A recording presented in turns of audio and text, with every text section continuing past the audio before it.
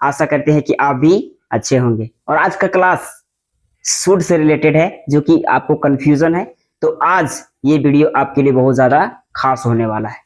अगर आप ये वीडियो को आज देख लेते हैं तो शुड के जितने भी सारे कंफ्यूजन है वो कंफ्यूजन आज के बाद क्या हो जाएगा, दूर हो जाएगा। तो चलिए बिना समय गवाते हुए हम शुड के बारे में सीखते हैं।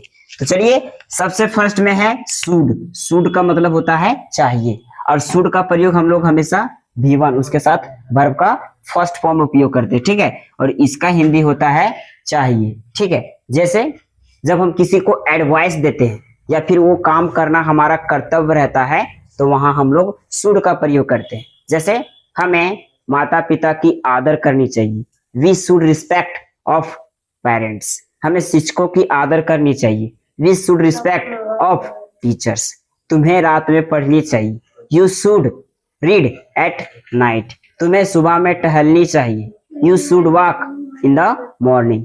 तुम्हें स्कूल जाना चाहिए, you should go to school, ठीक है। तो जब किसी को हम सलाह देते हैं, एडवाइस देते हैं या फिर वो काम करना हमारा कर्तव्य रहता है तो वहां हम लोग शुड का प्रयोग करते हैं, ठीक है।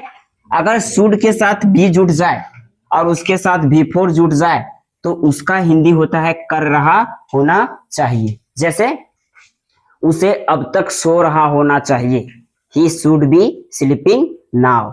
उसे अब तक खेल रहा होना चाहिए, he should be playing now. उसे अब तक नाच रहा होना चाहिए, he should be dancing now. तो शुड बी का हम लोग प्रयोग करेंगे जब कर्ता को कुछ कर रहा होना चाहिए, ठीक है। शुड हैव के साथ हमेशा आएगा V3। क्या आएगा, V3। और इसका हिंदी होता है चाहिए था। क्या होता है, चाहिए था। जैसे कर्ता को कुछ करना चाहिए था, मुझे अंग्रेजी पढ़ाना चाहिए था, आई शुड हैव टॉट इंग्लिश। मुझे अंग्रेजी बोलना चाहिए था, आई शुड हैव स्पोकन इंग्लिश।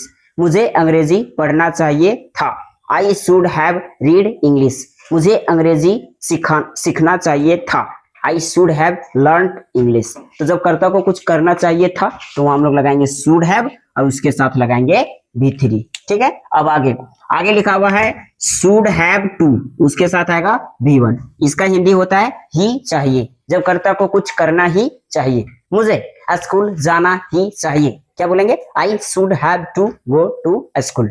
मुझे पटना जाना ही चाहिए, I should have to go to Patna.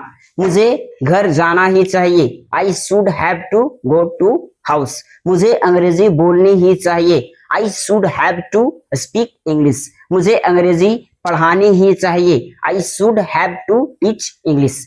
ये चारों का अगर कंफ्यूजन दूर हो गया हो तो वीडियो को सब्सक्राइब जरूर कीजिएगा चैनल को, और वीडियो में एक छोटा सा कुछ कमेंट करके जरूर जाइएगा।